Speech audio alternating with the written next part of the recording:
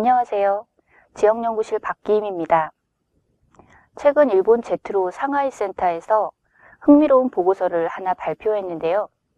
내용을 보면 우수한 기술력과 기획력을 갖고 있지만 사업 범위가 제한적이고 또 자금력이 부족한 일본 중소기업들이 어떻게 중국 내수 시장을 개척해 나가는지를 기업 대표분들의 인터뷰를 통해 조사한 것입니다.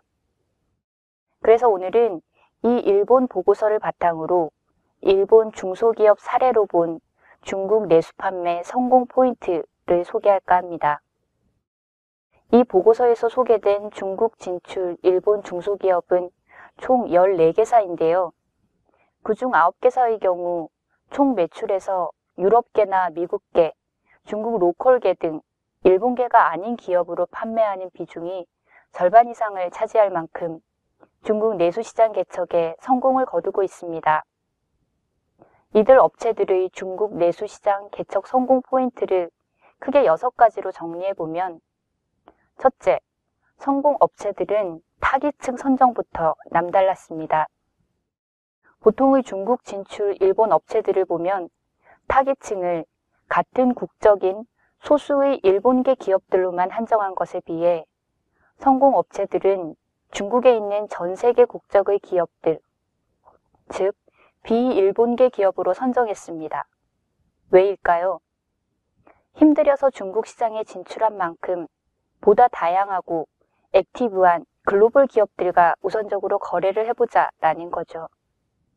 다들 아시다시피 중국 시장의 최대 매력은 뭐니뭐니 해도 시장이 크다는 점입니다. 우물 안에 개구리가 싫어서 용기 내서 바깥 큰 세상으로 나왔으면서도 여전히 우물 안 시절의 사고방식과 행동을 버리지 못하는 기업들이 중국 시장에 그만큼 많다는 의미입니다. 둘째, 다양한 국적의 기업들이 갖고 있는 각기 다른 제품 니즈에 적극적으로 대응합니다. 중국 시장에는 다양한 국적의 제품 니즈와 스펙이 존재합니다. 일본 자국에 있으면서 일본계 기업들만 상대하던 때의 사고방식에서 하루빨리 벗어나 시장을 잘게 세분화하고 틈새의 수요를 발굴해야 한다고 성공업체들은 강조하고 있습니다. 셋째, 다소 많은 비용이 들더라도 영업과 접객 기술은 철저히 일본 기업 본래의 방식을 고수합니다. 그동안 일본 기업의 영업과 접객 기술은 고객을 극진히 배려하는 마음이라고들 하는데요. 이러한 가치가 의사결정이 빠르고 실리적인 중국인들에게는 통용되기 어렵다는 인식이 지배적이었습니다. 그러나 중국에서 에어컨과 같은 공조 설비의 관리 보수를 하고 있는 일본 업체는 전혀 그렇지 않다고 합니다. 일례로 이 업체의 경우 작업이 끝나면 설비의 노후 상태나 관리상의 주의점 등을 꼼꼼히 체크한 결과 보고서를 고객에게 제공하고 있는데 반해 같은 일본계 기업이면서도 중국 시장에서 이런 서비스는 필요 없다고 생략한 경쟁사는 결국 최근 실적 악화로 철수했다고 합니다.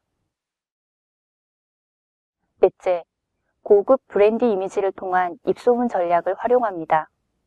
성공 업체들을 보면 하나같이 신규 거래처를 확보하기 위해 특별한 영업 전략을 썼던 것이 아니라 기존 거래에서 만족한 업체들이 다른 거래처를 소개해주는 형태로 사업이 확대되었다고 합니다.